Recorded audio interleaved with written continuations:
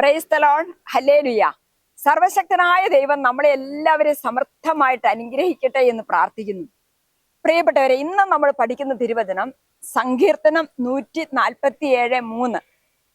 അവിടുന്ന് ഹൃദയം തകർന്നവരെ സുഖപ്പെടുത്തുകയും അവരുടെ മുറിവുകൾ വെച്ച് കെട്ടുകയും ചെയ്യുന്നു. ഹൃദയം തകർന്നവരെ സുഖപ്പെടുത്തുകയും അവരുടെ മുറിവുകൾ വെച്ച് കെട്ടുകയും ചെയ്യുന്നു.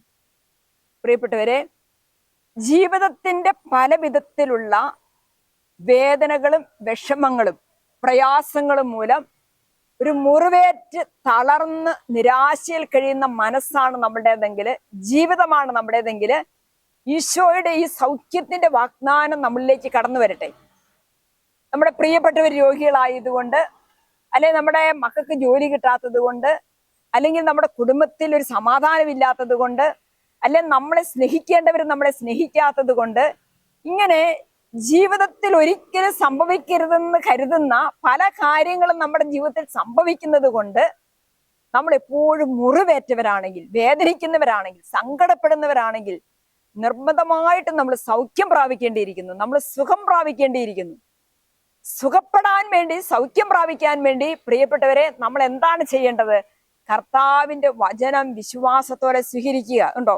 അവിടുന്ന് ഹൃദയം തകർന്നവരെ, ഏത് വിധത്തിൽ ഹൃദയം തകർന്ന് ജീവിക്കുന്നവരാണേലും, നൊമ്പരപ്പെട്ട് ജീവിക്കുന്നവരാണെങ്കിലും, ഈശോ നിങ്ങളെ ചേർത്ത് പിടിച്ചിട്ട്, ഈശോയുടെ ആ തിരുഹൃദയത്തോട് നിങ്ങളെ ചേർത്ത് പിടിച്ചിട്ട് ഈശോ പറയുന്നു, ഞാൻ നിങ്ങളെ സുഖപ്പെടുത്തും, ഞാൻ നിങ്ങളെ സുഖപ്പെടുത്തും.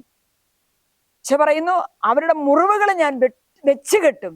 അപ്പൊ നമ്മുടെ ഉണങ്ങാത്ത മനസ്സിന്റെ മുറിവുകളെ, തീരാത്ത നമ്മുടെ സങ്കടങ്ങളെ, നൊമ്പരങ്ങളെ മാറ്റാൻ, സുഖപ്പെടുത്താൻ, ആശ്വസിപ്പിക്കാൻ ദൈവത്തിന് സാധിക്കും.